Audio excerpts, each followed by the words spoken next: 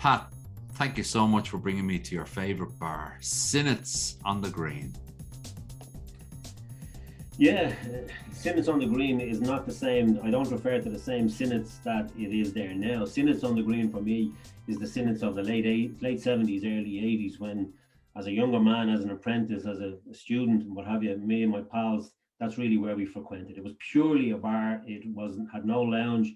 It had a snug. There you are now. It's behind you there. Would it look like that? That's exactly what it looked like. That's exactly what it looked like. My goodness. Yeah, absolutely. And growing up, as I say, from late teens to early 20s, that was our local, we call it, for when we left school and tying in with pals, yeah. And am I right in saying that that was also a bar going on to Stephen's Green itself there? Rice's or something? Where it is, Rice was next door, and Rice's was right on the corner. So Rice's would be where the entrance to Stephen's Green Shopping Centre is. And that would have been one step back, you know. Yeah. And as I say, purely a bar, like a man's bar, as it was known back then. You know, before I used to drink in there, I was a lounge boy. I'm originally from Inchicore, but I was a lounge boy in the Black Line in Inchicore from the age of about 12 to 14. And we didn't serve pints to women in any of the pub, and women weren't allowed in the bar. So a couple would come in and ask for 2 pints of harp, and you'd have to say to them, we don't serve pints to women. They'd either get the hump and leave or order 2 glasses or whatever. So that's mid-late 70s, yeah. Wow. Yeah. We're not going to go on. I'm not going to deep dive into that one today. No. But thank goodness all that stuff is pretty much done and dusted. Because where we are as well, and I guess for people listening in that know Dublin back in the 70s, we would be able to go and buy some sellotape in the Dandelion Market, wouldn't we? That's right. Get back down to the Dandelion Market. And again, the Dandelion Market's footprint would be the footprint of the Stephen's Green Shopping Centre. So what was there before? When I remember it was a huge big cavern. I mean, there must have been something there. Was there a cinema? There was. There was a cinema.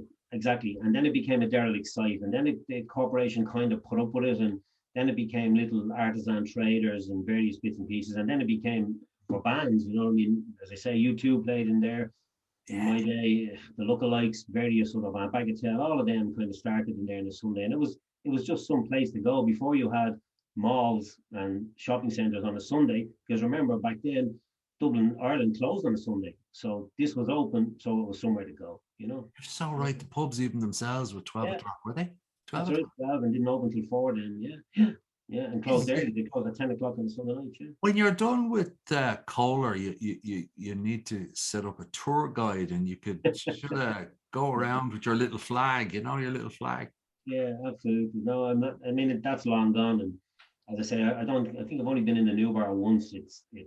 It's a different place. I think we'll leave the 70s one, because that's JJ Sinnott. So we get in, we're allowed in, and we sit up on the bar. And did you tell me before that the bar had actual strike matches things? Yeah. What was that?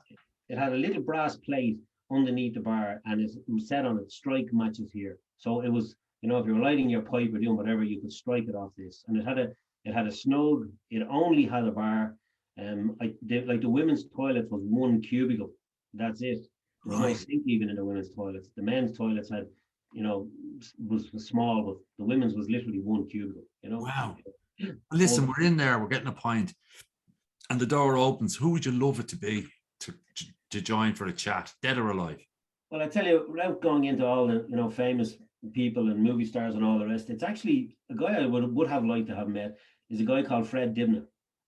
Okay. And I don't know who you know who Fred Dibnah is. Fred Dibnah was actually a steeplejack in the UK, but he also had a love of steam engines. You'll see him on YouTube. He had a show in England, and in essence, he was a steeplejack who used to repair, but eventually ended up, his main business was decommissioning stacks. So he would literally slot a hole in the bottom of it, prop it up with timbers, and stack that with tires, light a big fire, and the chimney would fall over. And he had as I do, my background is in mechanical engineering. I served an apprenticeship on trawlers and fishing boats and what have you. Yeah. And I would have a love of all things mechanical. And he has a fascination with steam engines, mechanical things. And he's just a guy I would have been really enjoyed a chat with, you know. He died in 2004, so he's long gone. And isn't it amazing you say that? Because there was a period probably in the 70s and 80s when that's what we used to love, sitting down, watching the stacks and the old steel mills and I guess it was coal mills and stuff. And the synchronicity of how beautifully they used to fall. And then they used to do it to music and they'd go back up again. Do you remember? Absolutely, absolutely. And this guy, what he specialized in was bringing them down without explosives. Because a lot of these became built up areas then. The mill would go and the chimney would be the last thing to stand. So to get them down, and he had to do that as well. He really, I know he's boring, but it used to fascinate me. He often did them where he climbed the stack, first of all, by putting timber plugs up and putting up his ladders and knocked them brick by brick into themselves in their really tight spaces. Or he would, as I say, he'd slot the bottom of them, light a big fire, prop them, light a big fire, and over the chimney would go. But also his fascination of love of steam engines, all mechanical devices. My grandfather was a steam engine driver, and one of my uncles was a steam engine driver. As I said, I'm originally from Inchicore, so the railway works was there, and just always had an interest in all things mechanical, you know. And isn't it amazing? I'm not a mechanical really myself, but I love anything really old and I love anything really new. And there was a Victoria Festival not too long ago, close enough to me here, and it had a steam thrashing machine. Right. I was in the field with you and saw it. Yeah. Oh, yeah. But it was all the moving parts. That's right.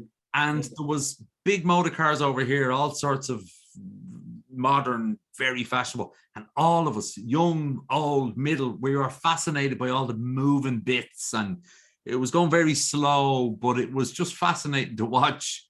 At a time when I guess when that was invented, you know better than I, but that we say the steam was the catalyst for the Industrial Revolution, the first one. Same as what data is for this one. So it was right out there, wasn't it? Well, even the business we're in now, you know, power generation in Ireland is done with steam turbines. It's boiling water, you know, and it expands. That's the simple principle of it, and it's still being used, albeit more efficiently now. But it's still, steam is still very much seen as a source of power. Yeah. It's extraordinary, really. It's really. So he's the guy. Well, that's another, as my grandmother would say, that's another wrinkle on my bottom. Yeah. So we know that you're from Inchicore. We know that you're there's a lot in there now you've all thrown in. I don't think I know any other trawler engine technician either. That's what it would be called now. What was it called then? It was probably you were an apprentice fitter. You were a mechanical. An apprentice fitter. Yeah. If it was now, it would be sort of it would be some title now. It's some sort of a technician or an engineer, I think.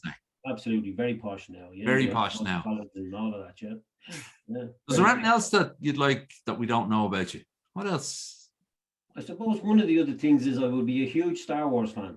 That's maybe people that don't know about me. I would be would have a fair collection of memorabilia for Star Wars. So that's maybe another thing. And it's purely coincidental that my first son is named Luke. So that's I never get second one's not Skywalker or anything, is he? I never get bored of saying, Luke, I am your father. So you know, how sad is that? You know, how sad. And was that just 77? Was that the first one? 77 was the first one, yeah. And it's just, you know, as the kids grew up and, you know yourself, you're trying to occupy them and keep them in all sports and everything to go with that. And it was just something that stuck with me as a teenager growing up and kind of followed it through. And the three of them, like all kids, are completely different. But one of the things the three of them share is the fascination with Star Wars. And the house is kind of let's just say it's occupied by a lot of Star Wars stuff. You know? And would you have gone down to the Skelligs to have a look? I've looked from the shore. I haven't been out there. And yeah, I've seen the Skelligs before it became popular on Star Wars, you know. But I visited some of the planets as well. That's what I used to tell the kids when I was small. And I'd seen all these planets. I said, look, years ago, I can't talk about it now. You know. But, it was probably in Sinnott's late at night, though. Absolutely, it was. Yeah. And I know that they often do this, and it does me head in sometimes that they retrospectively look back at movies and try and find things that weren't actually in the movies in the first place. You know, sometimes it's just a great story. Absolutely. Sometimes, and sometimes that isn't a symbolism for something. You know, the way they do that with Jaws and everything. As the franchise has matured, and obviously it's probably makes more money outside of the cinema hall than it does in. So has it maintained its appeal, even the latest from the first, or? Well, the first thing to say is, when I say I would be a fan, I'm not a buff, nor am I a nerd. Like, there's guys out there will tell you, you know, in 2 scenes, Darth Vader's shawl was an inch longer than it should have been. And they can tell you, you know, the third stormtrooper on the right actually was wearing a watch. Not to that level. It's just a nice thing to be involved with. Yeah. I like the originals. The prequels were a bit, they were more aimed at kids. And now that you have made so many spin-offs, Disney own it now, and it's basically a multi-million-dollar franchise. And it's cowboys and Indians in space. That's really what it is. Yeah. So but there is a certain, you know, eyeball candy for something like that. What you see is what you're going to get.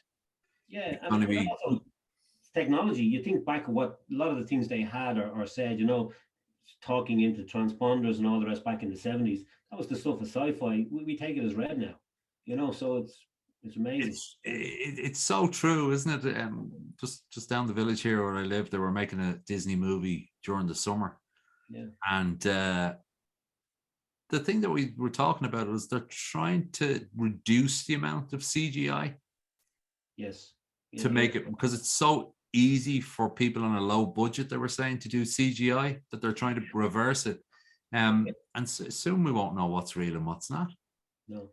Until you drive a big steam engine through the village and it's scary. The whole ground rattles. Yes, absolutely. So maybe that'll be your thing. You'll retire with a whole load of Darth Vader steam-powered robots or something. Well, the problem I have now is my one son is left and off, and the other one is close to going, and the third one is finishing a master's in Trinity. And when they're gone, there's going to have to be a major fire sale, because at that stage, you know, there's just too much of this stuff. It has to go somewhere, and they're very keen to bring it to their houses, but their partners aren't. So, you know, I often say, you might take such a thing. No, that's not coming into our house. No. But eBay, I'd say there's eBay and is always a good outlet for this stuff. But listen, Pat, it's been short and sharp. It's been interesting. We've had a little whistle stop tour, and there's a lot in there to chat to you about in the future. But I guess you don't rue the day you became an apprentice. I'm going to leave you with that it seems to have woven through all the disciplines that you had. And you said earlier you're happy to see it back on the CAO. Yeah, I really am. I think it's a great thing to be on the CAO. I think it's college is not for everybody. And an apprenticeship is a great foundation, whatever industry you decide to get into. It's not even an industry, it's an education in life as much as it is in whatever trade you pick, you know. Yeah, most of us got our first educations in life, as you said earlier, in a bar in Inchicore, or a bar in Ballantyre, or a bar in Sinnott. Oh, yeah. And but this is a family show. Most of the stuff we can't talk about. So, Pat, thanks a million. It's been a real pleasure. Thank you for asking me.